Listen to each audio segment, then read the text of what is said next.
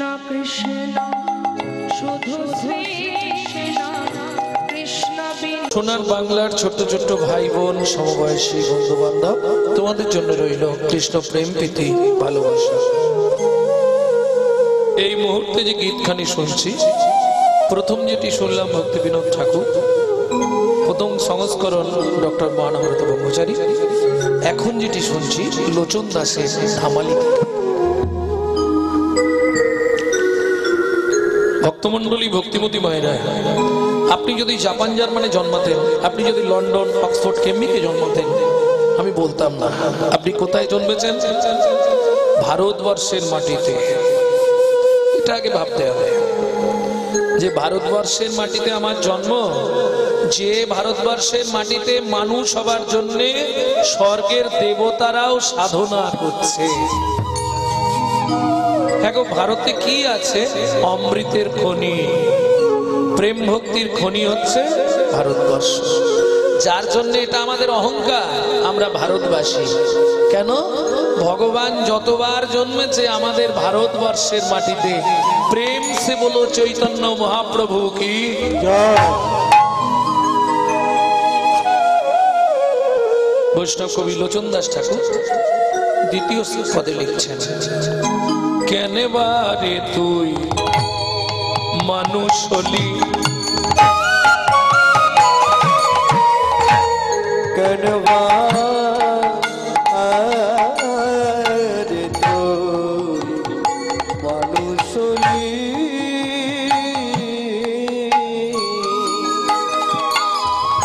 ধনি ধনি পদম প্রেমা প্রেমা প্রেমা পনি ধপ,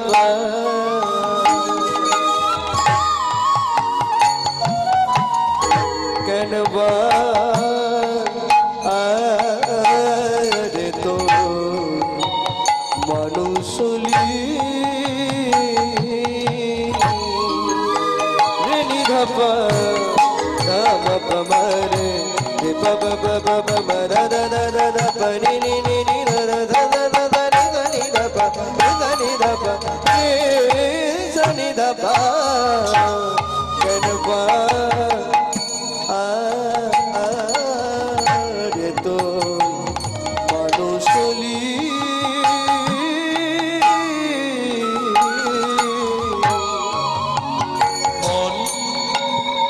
এই ভারতে জন্ম নিলি,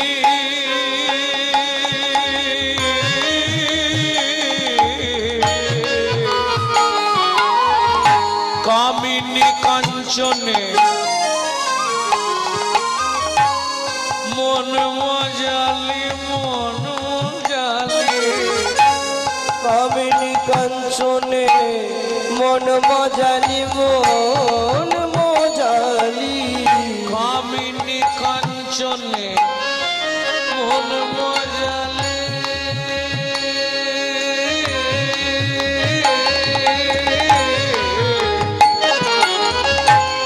যাবার বেলা করবি কি কথায় কথায়, সময় গেল কাজে করলি কি, তোর কথা কথায় সময় গেল কাজে করলি কি, লোচন দাসে এই মিনতি,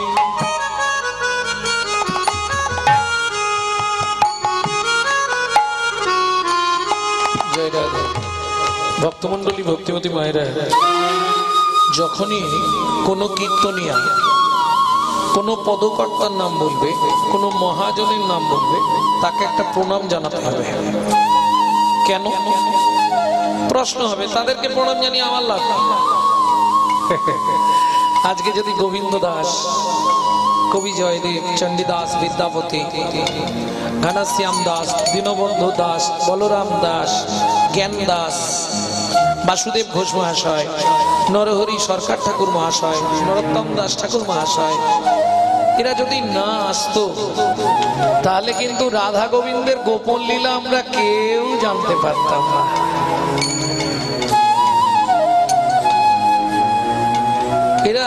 ভগবানের প্রেরিত দূত, অংশ সদৃশ।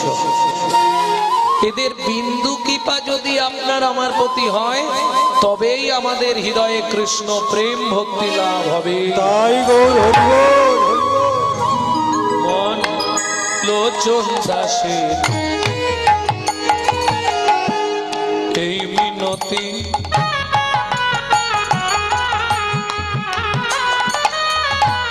তার চরণে রাগে মতি,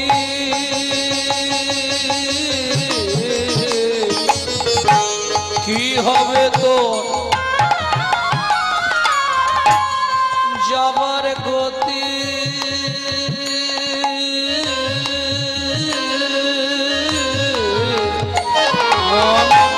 কি হবে তো যাবার গতি,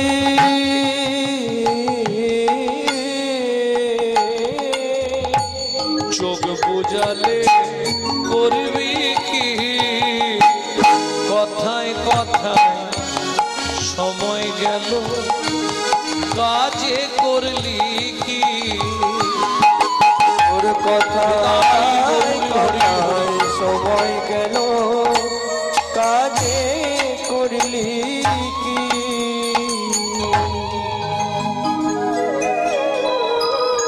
অষ্টকালীন নিত্য লীলা অনুসারে দ্বিতীয় পর্ব ভগবানের গোষ্ঠী গমন, গমন গোষ্ঠী।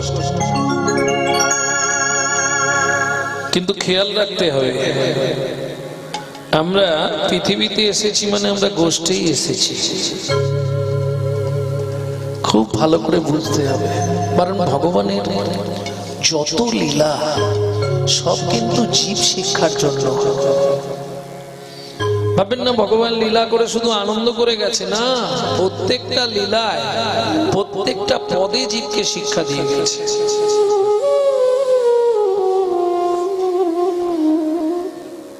চলুন তাহলে আগে দেখি আমাদের নদিয়ার চাঁদ শ্রীমন মহাপ্রভু কোন ভাবে ভাবিত। আচ্ছা, এই গৌরচন্দিকা বাদ দিয়ে লীলা হবে না? গৌরচন্দিকাটা বাদ দিয়ে লীলা হোক না, বাদ দিয়ে হয় না, না কেন? এই আইন কাজ সৃষ্টি, হাত তো নেড়ে দিলেন, দাঁড়ান, হাত নাড়লেন তো, বলুন এই আইনটা কে সৃষ্টি করেছিল? তিনি কে? ব্যাস, যাক, শুনে খুশি যে উনি জোরের সঙ্গে বলছে না হবে না। কেন হবে না? এই আইন কে সৃষ্টি করলেন? তাহলে শুনুন, একটু বলে নি। তিন প্রভু যখন অপ্রকট হয়ে গেলেন এই কলিযুগে, শ্রীকৃষ্ণ চৈতন্য মহাপ্রভু, নিত্যানন্দ প্রভু, অদ্বৈত আচার্য, তিনজন বসিয়া খায়। মহাপ্রভু বলেন, আচার্য তুমিও চলে এলে, শ্রীপাদ তুমিও চলে এলে। আরে আমরা তো ভক্তির কথা বলে এলাম, কিন্তু যাজন করে তো দেখিয়ে দিলাম না। কি করবে প্রভু? চলো না কলিযুগে তিনজন আর একবার যাই। এই কলিযুগে তিন প্রভু দ্বিতীয়বার প্রকট হলেন। কে কি রূপ এলেন? ওগো শ্রী চৈতন্য ছিল যে,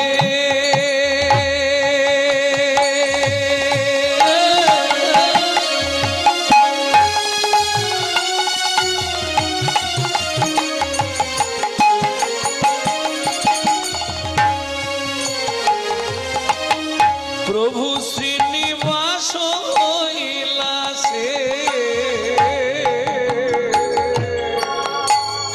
প্রভু শ্রী চৈতন্য ছিল যে,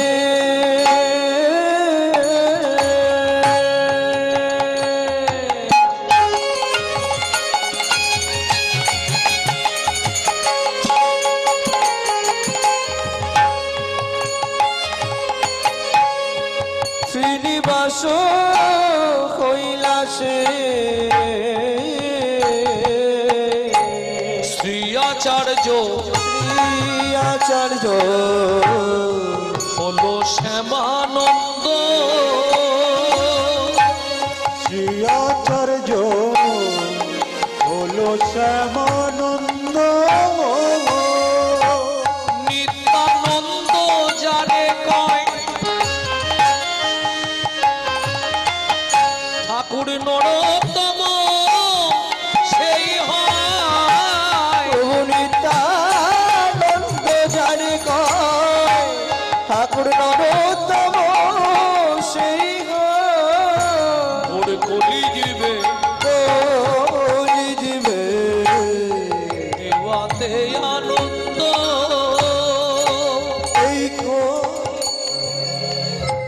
রাধে।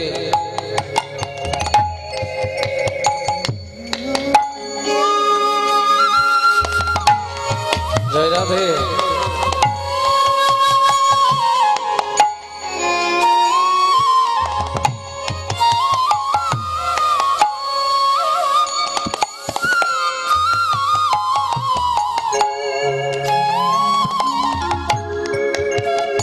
আরে শোনো, মাঠে ঘাটে কেঁদে লাভ নেই, কাঁদতে হলে সেখানে বসে আছে গিয়ে কাঁদো, যাও, নাহলে ওখানে কাঁদো, বসে আছে যারা তাদের কাছে। যারা মহৎ ব্যক্তি তাদের চরণে গিয়ে কাঁদো। এই শিল নরোত্তম দাস ঠাকুর মহাশয় এই আইনটি করলেন। কি লিখলেন? গৌর প্রেম রসার নবে, সে তরঙ্গে যেবা একবার ডোবে, সে রাধা মাধব অন্তরঙ্গ, গৃহে বা বনেতে থাকো, একবার হা গৌরাঙ্গ বলে ডাকো, নরোত্তম মাগে তার। নিতাই গৌর হরি বল। যদি কোনো ব্যক্তি গৌর কথা না শোনে, তার ব্রজলীলা শুনবার অধিকার হয় না। এটা শুনে নিন, যদি কোনো ব্যক্তি নবদ্বীপ দর্শন না করে, তার বৃন্দাবনে যাওয়ার অধিকার জন্মায় না। তাহলে গৌরচন্দ্রিকা শুনতে হবে। লজিকটা কি? লজিকটা বুঝতে হবে। দেখবেন আপনাদের এদিকে হয়তো পাতকুয়া নেই মনে হয়, বীরভূমের দিকটা খুব বেশি আছে। এদিকে তো ঘর ঘর কল, একটা দুটো পাইপের জল। যাই হোক, বীরভূমে গেলে বড় বড় পাতকুয়া, যেটাকে বলা হয় ইদারা, বিরাট বিরাট, বাপরে বাপ। বীরভূম বাঁকুড়া সাইডে বিরাট বিরাট পাতকুয়া, ইদারা বলা হয়। তাই ইদারা জল ভর্তি, কিন্তু আপনি দেখলে তো আপনার তৃষ্ণা মিটবে না। আপনাকে দড়ি জোগাড় করতে হবে, বালতি আনতে হবে, ফেলতে হবে, তুলতে হবে, তবে আপনি আস্বাদন করতে পারবেন, তাই না? ঠিক তেমনি রাধা গোবিন্দ লীলাটি হচ্ছে একটি রসের পাতকুয়া। তা থেকে রস আস্বাদন করতে গেলে নিত্যানন্দ রূপ বালতি আর গৌর রূপ দড়িটাকে হাতে ধরতেই হবে। নিতাই গৌর হরি বল। গৌরাঙ্গে আজুরে গৌরাঙ্গে, আজ না জানি কোন ভাবে হৃদয়, আজ না জানি কো হরিছিল দত্ত, নিজ গুপ্ত বিদ্বান, নিজ গুপ্ত বিদ্বান, সপ্রেম নামামৃতম তুদারো, তুদারো আপাহরং যোবিত তার, যোগিত তার, শ্রী গৌর কিশোর, শ্রী গৌর গৌর কিশোর।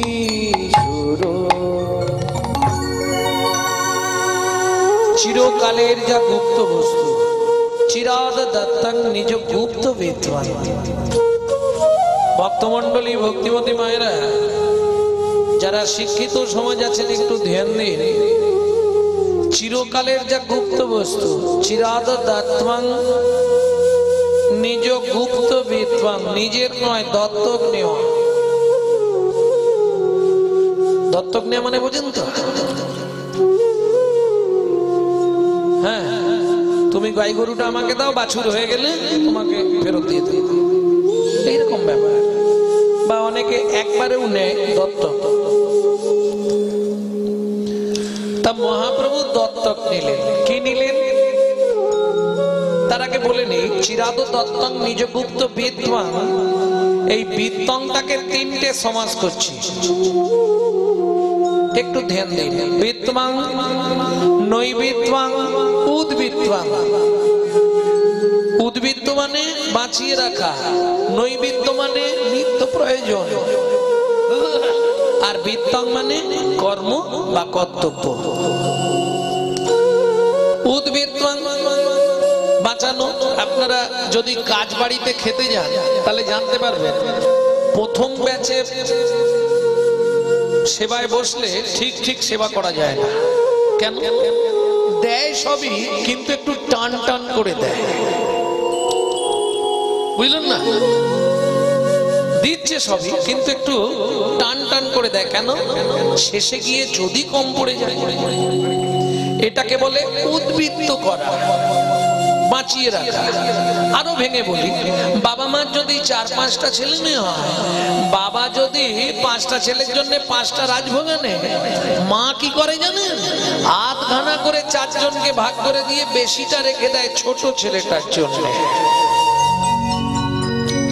কেন এই উদ্বৃত্ত স্বভাব? ছোট ছেলেটা একটু কাছের তো, শেষ শেষ গুড়ন্তি বলে একটু ভালোবাসা বেশি পায়। এটা লক্ষ্য করে দেখবেন, ছোট ছেলে কিংবা ছোট মেয়ে এরা একটু বাবা মার বেশি আদরের হয়, হয় না? আর যে ছেলে মেয়েগুলো বেশি আদরের হয়, আদরে আদরে শেষে গিয়ে এইগুলোই ড্যাশ তৈরি হয়। বুঝলেন না? বিশ্বপিতার 4 ছেলে, সত্য, তেতা, দাপর, কলি। সত্য, তেতা, দাপরকে মিষ্টি দিল আধখানা করে। নাম সংযোজন কি? নাম প্রেম। প্রেমটা কেটে রেখে দিলেন, নামটা দিলেন, মানে রসবিহীন দিয়ে দিলেন। সত্য, তেতা, দাপরে নাম দিয়েছে, কিন্তু প্রেমটা কেটে রাখলেন। আচ্ছা, উদ্বৃত্ত মাল রাখা হয় কোথায়? স্টোর রুম, তাই তো? বাংলায় কি বলে আপনাদের এদিকে? ভাড়ার ঘর। আমাদের ওদিকে বলে ভাড়ার ঘর। আপনাদের কি বলে? ভাড়ার ঘর। তাহলে চৈতন্য মহাপ্রভু যে উদ্বৃত্ত বস্তুটা রাখলেন কোথায়? ভাড়ার ঘরটি কোথায় ছিল? ছিল গোলকে, এলো এলোকে, এলো গোলকে, এলো এলোকে, ছিল গোলকে, এলো এলোকে, ছিল গোলকে, এলো এলোকে, পেলো গোলকে নাম, পেলো গোলকে নাম, পেলো গোলকে নাম, ছিল গোলকে, এলো এলোকে, ছিল গোলকে, এলো এলোকে। আমি খুব ছোটবেলায় যে মাস্টারমশাইয়ের কাছে ভাগবত পড়তাম, ডক্টর ভবানী শঙ্কর দাস মহাপাত্র, তিনি ছিলেন ডক্টর মহানাম্রত ব্রহ্মচারীজির সাক্ষাৎ শিষ্য। আমার খুব ছোটবেলায় একবার সৌভাগ্য হয়েছিল ওনার কাছে যাওয়ার। খুব ছোট তখন আমি। ওনার সান্নিধ্য পাবার একটা বাসনা ছিল মনে মনে। আর এটা আমার নেচার, কোথাও যদি পাড়ায় কোনো বাড়িতে সাধু আসে বা গুরু বৈষ্ণব আসে, একবার অন্তত তাকে দেখতে যাব। আমি গেলাম আমার জন্য ওনাকে দেখতে। তা যখন আমার মাস্টারমশাই বললেন, জানেন বাবা, এই ছেলেটি দেখতে এইটুকু পদাবলী কীর্তন ভালো গায়। আরে শুন শুন শুন শুন, এদিকে মহৎ ব্যক্তিত্ব, এনাদেরকে দর্শন করলে, আপনি গঙ্গায় স্নান করলে তবে আপনার পাপ ধৌত হবে, আর এই মহাজনদের দর্শন করলেই আপনার জন্ম জন্মান্তরের পাপ দূরীভূত। নিতাই গৌর হরি বল।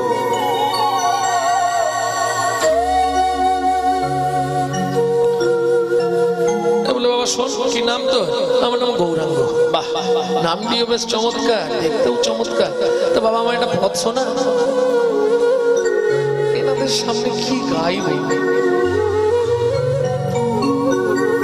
দেখুন, আমি কি গাইব বলুন তো? আরে ভয় নেই, গানা আমি তোর সঙ্গে গেয়ে দেবো। ওনার সান্নিধ্যে বসে শ্রী গৌরাঙ্গের 2টি পদ, যার ধন সম্পদ সে জানে ভকতি রস সার, পদটি গিয়েছিলাম আমি। উনি ওই শ্রী গৌরাঙ্গের 2টি পদ, যার ধন সম্পদ, একটা লাইন হতে বলে বন্ধ কর। কেন বাবা? কতদিন গাইছিস? না, অনেক দিন। বলতো, শ্রী গৌরাঙ্গের যে 2টো চরণ, কোনটা ধন আর কোনটা সম্পদ?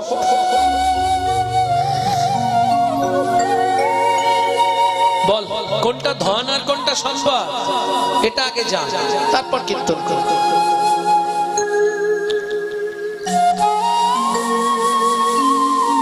কারণ প্রথম বিশ্ব সম্মেলনে যিনি হিন্দু সনাতন ধর্মকে তুলে ধরেছিলেন, তিনি হলেন সপ্তঋষির এক ঋষি স্বামী বিবেকানন্দ। তার ঠিক 30 বছর পর দ্বিতীয় মহাবিশ্ব সম্মেলনে 1 মাস একমাত্র ভারতবর্ষের একটি সম্পদ সেখানে গিয়ে দাঁড়াতে পেরেছিল, তিনি হলেন ডক্টর মহানামব্রত ব্রহ্মচারী।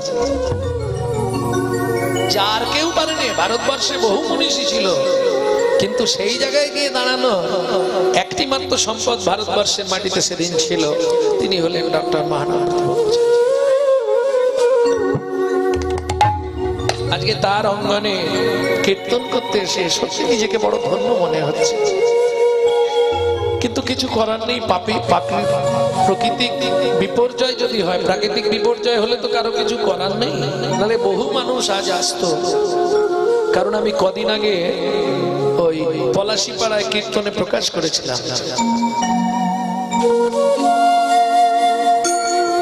ভক্তমন্ডলী, ভক্তিমতী মায়েরা, তাহলে চলুন, মহাপ্রভু রাখলেন কোথায়? সেই গুপ্ত বস্তু গোলকে।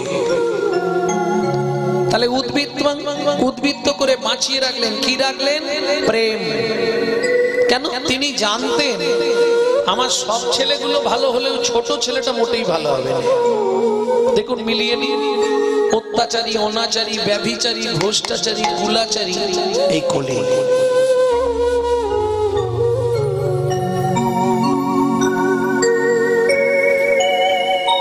ভক্তমন্ডলী, ভক্তিমতী মায়েরা, তাহলে উদ্বৃত্তাং মোটামুটি বুঝে নেওয়া গেল নাকি?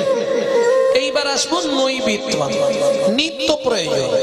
আমাদের নিত্য প্রয়োজন কি? চারটে জিনিস, কিন্তু দুটো বাদ দিলেও আমরা বেঁচে থাকতে পারবো। দুটো চাই। দুটো কি কি চাই? আহার, নিদ্রা। বাকি কিছু না হলেও চলবে, দুটো আমাদের দিতেই হবে। কি? না খেয়ে থাকতে পারবেন? একদিন, দুদিন, 3 দিন, তারপরে খেতে হবে। না ঘুমিয়েও থাকতে পারবেন না। তাহলে আহার নিদ্রার প্রয়োজন। কিন্তু মাগো, আমরা যে বস্তুগুলো খাচ্ছি, এই যে ভাত, ডাল, তরি, তরকারি, যে যা খায়, সবাই তো আর প্রসাদ ভোজী নয়। কারণ মুখ দেখে বোঝা যাচ্ছে অনেকেই জয়রাধ, অনেকে গঙ্গা ফল খায়, মুখ দেখে বোঝা যাচ্ছে। যাই হোক, তা ঘটনাটা হচ্ছে সবাই প্রসাদ ভোজী হতে পারবে না, সুকৃতি থাকতে হবে। রাধা মাধবকে ভোগ নিবেদন করে প্রসাদ পাওয়া, এটা বহু জন্মের সুকৃতি থাকলে তবে হবে, না হলে হবে। আপনি ইচ্ছা করলেই করে ফেলবেন, এটা যেন ভাববেন না। তার ইচ্ছায় জগৎ চলে, লোকে নানান কথা বলে। তেনার ইচ্ছা হলে হবে না, ইচ্ছা হলে হবে না। ও তাহলে তো আমি ভালোই আছি, আমি সব খাচ্ছি, ভালোই আছি। তার ইচ্ছা হয়নি তাই হয়নি, না না না, ওটা বললে হবে না। ও জগৎ চলার কথা বলা হয়নি। ভাই শোনো, তুমি যে বস্তুগুলো খাচ্ছ তোমার দেহটাকে পুষ্টি করার জন্য, তোমার দেহটাকে হিষ্টপিষ্ট করার জন্য, কিন্তু তোমার দেহের ভেতর যিনি অর্গানাইজ করছেন দেহি, এই যে বলাচ্ছে, চলাচ্ছে, হাঁটাচ্ছে, দেখাচ্ছে, ভেতরে সুইচ মারছে তবে বাইরে কাজ হচ্ছে। ভেতরে সুইচ বন্ধ করে দিলে সব কাজ অন্ধকার। তিনি কে? আত্মা রাম, যিনি জীবনে কোনোদিন মরবে না। তিনি কিন্তু এই জড়জাগতিক ভাত, ডাল, তরি, তরকারি খায় না। তার খাবার হলো বিশুদ্ধ হরি নামামৃত সুধারস। প্রশ্ন হবে, বিশুদ্ধ বললেন কেন?